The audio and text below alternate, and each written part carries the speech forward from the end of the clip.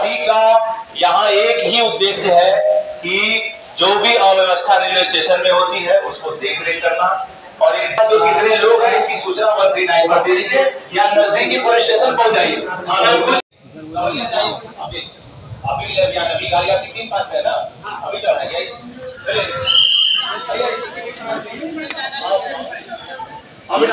कवरिया भी आएगा, खासकर कवरिया आप लोग में है वो फायदा उठाएंगे इसका। आप अलग अलग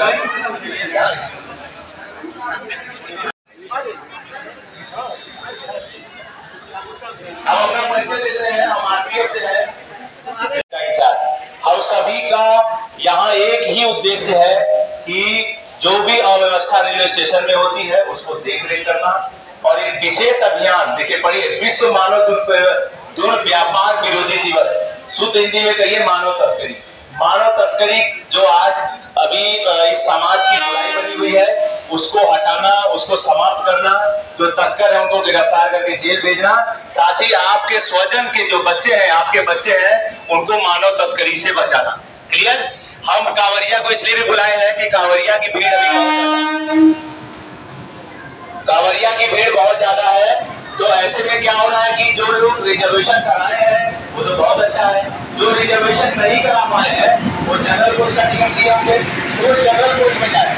हमारा एकमात्र उद्देश्य है कि पैसेंजर ट्रेन में तो रिजर्व सीट नहीं है, एक्सप्रेस सीट में रिजर्व सीट है। जिन्होंने 3 महीना 4 महीने से रिजर्वेशन कराया है उनकी सीट पर कब्जा मत करिए।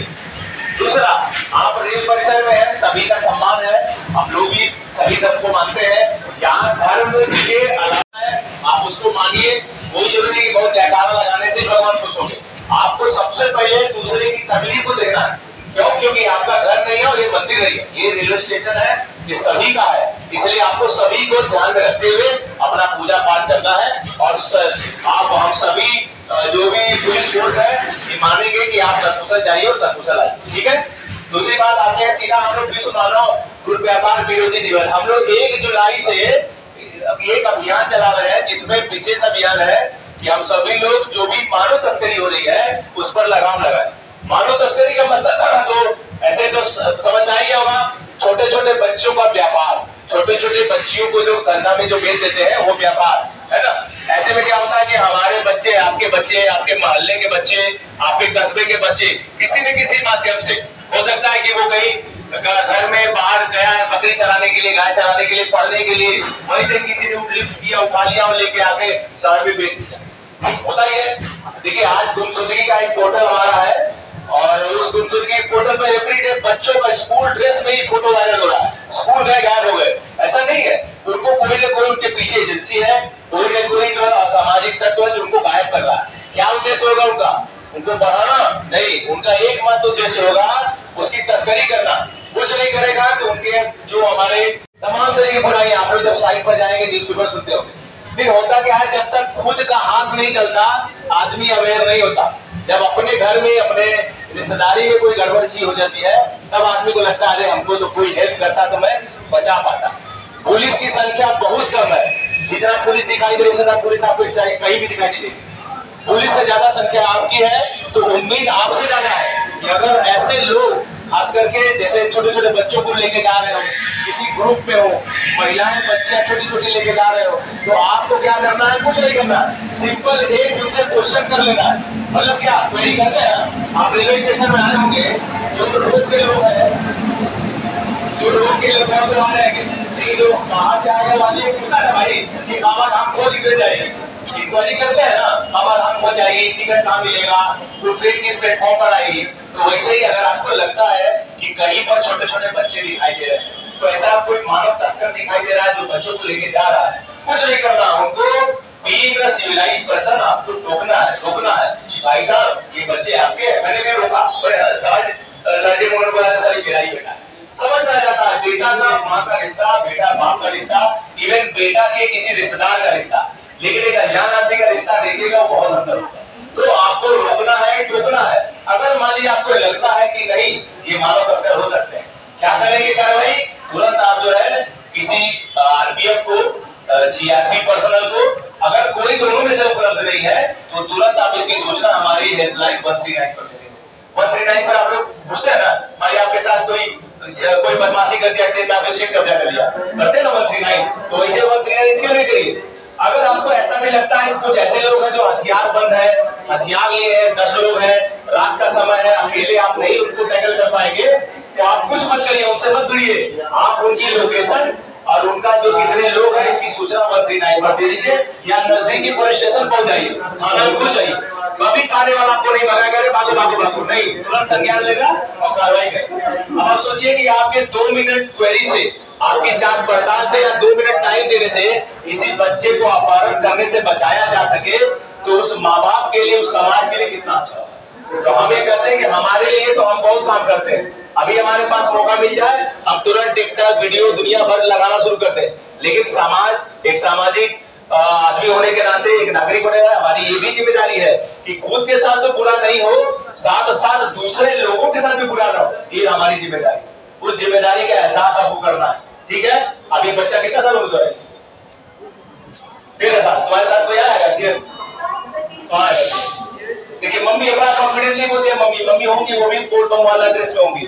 तो अगर ये 13 साल का बच्चा है, इवन हमने कल परसों से इतने छोटे छोटे बच्चे जा रहे हैं, अब बच्चे जहां गए पता चला कि यहाँ छोड़ दीजिए, बोलबम गए और बच्चे बिछड़ गए।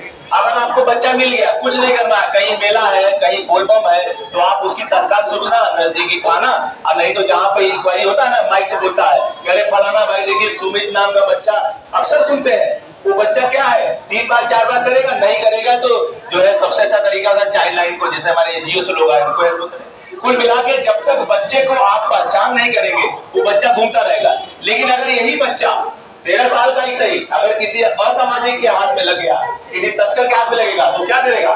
स्थानीय पुलिस स्टेशन नहीं जाएगा, वो सीधा इसको भगाएगा, चॉकलेट लेगा, स्टेशन से बाहर चला जाएगा और अपना काम करेगा। बात समझ में आएगी? हमारा उद्देश्य क्या है? आज का जो उद्देश्य है, देखिए हम लोग अभी आरपीएफ वाले कर रहे हैं ऑपरेशन आहट, इसके तहत इस साल 15 लोगों को जेल भेजा। मामूली चीज में सोचिएगा, इतनी बुराई हमारे है, एक तो बहुत बड़ा माध्यम है ना जाने का। रोज हमारे यहाँ से 1,25,000 जा रहे हैं, अब 1,25,000 में पक्का आगे 10 तस्कर जा रहा, तो उनको रोकना है, उनको टोकना है, उनसे, उनके चंगुल से बच्चों को छुड़ाना है। आज ये बच्चे रहेंगे, यही तो बोलता है ना, सब जगह टिकटॉक में बच्चे भविष्य है। जब भविष्य ही खराब हो जाएगा तो सब खराब हो गया। इसलिए हमारी आपकी जिम्मेदारी है, इसको रोकना है, बचाना है, और इसकी सूचना तत्काल बिना देर किए, मान लिया आप यहाँ बताए और लोहरदगा पहुंच गए, तब फोन करेंगे तो पुलिस क्या कर लेगा? तब तो बच्चा कहीं चला जाएगा। जितना जल्दी इसकी सूचना दीजिए ताकि हम उनको, बच्चों को बचा सके, ठीक है। ये रहा मानव तस्करी जो एनजीओ वाले आए हैं। और एक चीज और है, हमारे हेल्पलाइन देखिए हर जगह लगा भी होगा 1098, ये स्पेशल चाइल्ड लाइन का हेल्पलाइन नंबर है। अगर आपको स्पेशली, देखिए वहां छोटा बोर्ड लगा है ना, ये चाइल्ड हेल्पलाइन 1089, ये याद रखिएगा। आपको तो नंबर 100 नंबर याद होगा ना, क्या है 100 नंबर? 100 नंबर क्या है? 100 डायल करते हो क्यों? पुलिस को करते हैं। तो वैसे ही जैसे पुलिस का नंबर याद है ना, वैसे ही आप रेलवे में आते हैं तो 139 याद करिए। 139 मेरा नंबर आरपीएफ का और चाइल्ड लाइन का 1098। कहीं भी रहते हैं आप 100 नंबर डाल करते हैं, 101 डाल करते हैं एम्बुलेंस के लिए, उस तरीके से इसको भी डाल रखिए, दिमाग में रखिए। 4-10 आदमी का तो नंबर याद ही रहता है। आप किसके साथ है? गार्जियन होंगे, हाँ, शकल भी एकदम मिलते होता है। गार्जियन है तो बहुत कंफर्ट जोन में बच्चा खड़ा रहेगा, कहीं भी जाता रहेगा, लेकिन बार बार वो घूम के एक बार देख लेगा मेरे पिताजी है कि नहीं। ये भी स्वभाव है बच्चों का। अगर पिता की तो नजर 100% होगी, बच्चों की भी नजर होगी कि एक बार जरूर देखेगा मेरा गार्जियन है कि नहीं। वो भी बेचैन होते हैं, ऐसा नहीं कि वो बहुत फ्री हो जाते हैं। तो हम सभी की जिम्मेदारी है कि हम लोग जो भी मानव में समाज में बुराइयां हैं, मानव तस्करी को लेकर के, छोटे छोटे बच्चों की तस्करी को लेकर उसको बचाएं। इसके लिए आप सभी लोग सहयोग करिए। रेल परिसर में आ गए हैं तो एक सूचना और दे दें, अभी ट्रेन आ जाती है ना, चलते हुए ट्रेन में मत चलिएगा। बात समझ में गई? चलती हुई ट्रेन में जाएंगे तो क्या होगा? स्लिप करेगा, हाथ नीचे गिर जाएंगे, पैर हाथ कट जाएगा। एक अच्छा उद्देश्य के लिए बाबा की नगरी जा रहे थे और आपका पैर कट जाएगा, आप छोड़िए, आपके खानदान वाले गाली देंगे कि जा रहा था बेचारा महादेव पूजा में पैर कट गया। 25 चीजों से जोड़ने लगेगा। ऐसा आप अपनी सुरक्षा कर सकते हैं। नहीं जाएंगे, छूट गई ट्रेन, अगली ट्रेन में जाएंगे, कौन सा बड़ा पहाड़ टूट जाएगा, लेकिन अपना जीवन अमूल्य उसको बचाना है। चलती हुई ट्रेन में नहीं चढ़ना है, उतरना नहीं है, किसी जो है यात्री को असुविधा नहीं पहुंचानी है, ट्रेन की जंजीर नहीं खींचनी है, तमाम चीजें हैं, उसका विशेष ध्यान रखना है। ठीक है, चलिए आप सभी लोगों का बहुत बहुत धन्यवाद, आप लोग इतना टाइम दिए। ट्रेन आएगी तो आप लोग ट्रेन रुकने के बाद चलिएगा, आप आ जाइए, इधर आ जाइए। पहले उनको उतरने दिया तब चलिए, ठीक है। चलिए, थैंक यू सो मच।